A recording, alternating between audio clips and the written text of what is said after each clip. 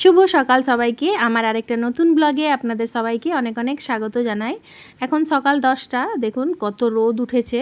আর যেদিন রোদ উঠছে সেদিন বিশাল গরম লাগছে। কিন্তু এইদিকে জবা গাছটা দেখুন পোকা লেগেছিল, তো আমার হাজব্যান্ড কেটে দিয়েছিল গাছটা। তারপরে দেখুন কি সুন্দর নতুন পাতা বার হয়েছে, এরপরে ফুল ফুটবে। এইদিকে চলে এসেছি রান্নাঘরে, ভাত বসিয়ে দিয়েছি। আমার তো চান টান পুজো সব হয়ে গেছে, এখন সব সবজি বার করে নিয়েছি, আজ এগুলোই রান্না করব। এইদিকে রান্না বান্নাও সব কমপ্লিট হয়ে গেছে। এদিকে বানিয়েছি ভাত, করলা আলু ভাজা, পিপা চেচকি, ঝিঙ্গা পোস্তু, সাথে আছে আপনার ডাল, বানিয়েছি পনির আলুর তরকারি, সাথে কচুর তরকারি। খাবার তো বেড়ে নিয়েছি, এরপরে খাওয়া দাওয়ার পরে চলুন আপনাদেরকে কিছু জিনিস দেখাবো। দেখুন আমার ছোট মেয়ে কুরুশ দিয়ে উন দিয়ে কি সুন্দর জিনিস বানিয়েছে, আর একটু একটু করে অনেকগুলো জিনিস বানিয়ে নিয়েছে। তো চলুন আপনাদেরকে সবগুলোই দেখাবো। এটা দেখুন হাত মোজা বানিয়েছে, এটা সব থেকে প্রথমে বানিয়েছিল। আগের দিকটাতে দেখুন বিড়ালের হাতের মতন আছে।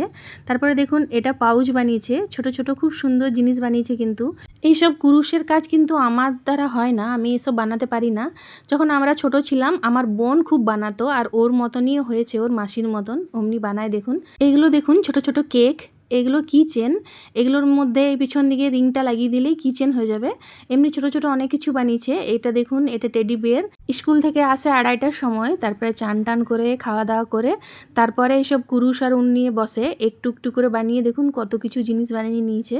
এটাও একটা টেডি, এটাও খুব সুন্দর। দেখুন এসব ধৈর্য কিন্তু আমার মধ্যে একটুও নাই, আমি এসব করতে পারি না। এটা দেখুন এটা একটা স্ট্রবেরি, এটাও খুব সুন্দর।